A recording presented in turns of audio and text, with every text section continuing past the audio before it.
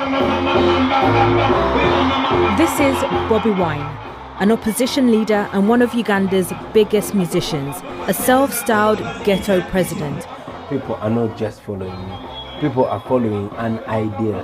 I'm just one of the millions and millions of Ugandans that want better. Today he dons the revolutionary beret, hoping to turn his social message into a political movement that can take power. His support base is Uganda's youth. The majority of people here are below 25 years of age, but many drop out of school and struggle to find work. Africa has the youngest population. It's a big resource for us that, if well maximized, we can turn around the destiny of Africa. As Bobi Wine, it is only my talent that got me here, but I was educated from Makerere University. I graduated in 2003 and never got a job, okay? I only resorted to my talent singing on the street and singing on the roadside to get paid. I only broke through and became popular. Yoweri Museveni is sworn in for what he insists will be a different kind of leadership. Mr. Museveni says his top priorities are to bring back democracy to Uganda. But his populist message of freedom and equality sounds very similar to that of President Yoweri Museveni, who was also a charismatic young leader. Every time I see President Museveni on TV in the news, I say, why did such a prized revolutionary decide to become one of the world's most despised dictators? But it's also a lesson to remember that it is only the idea of building strong institutions that can save us from ourselves.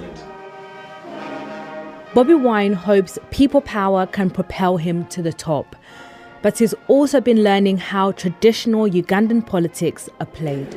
This is Uganda's parliament. On the other side of these doors is the chamber, and on this wall are the country's former presidents. Since independence, all of them have taken power in the midst of violence and bloodshed. Bobi Wine would like his face to be on this wall, but he wants to do things differently and take over through a democratic process.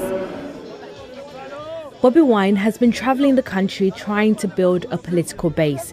He's been arrested while campaigning and says he's constantly harassed.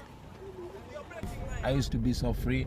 I never used to be beaten or arrested for no reason. I never used to fear for my life. But like I said, any day could be my last day.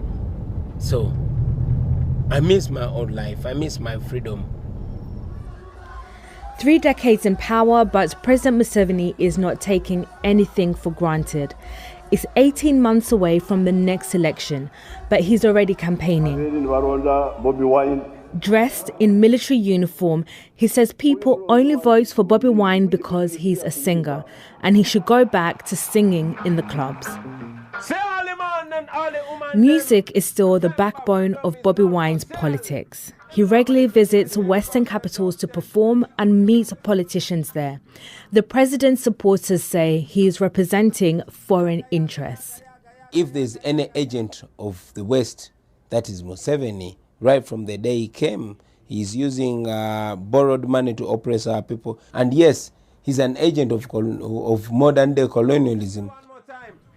Many have tried and failed to unseat Museveni. His latest challenger needs to convince Ugandans he is the leader they need in order to bring a democratic change.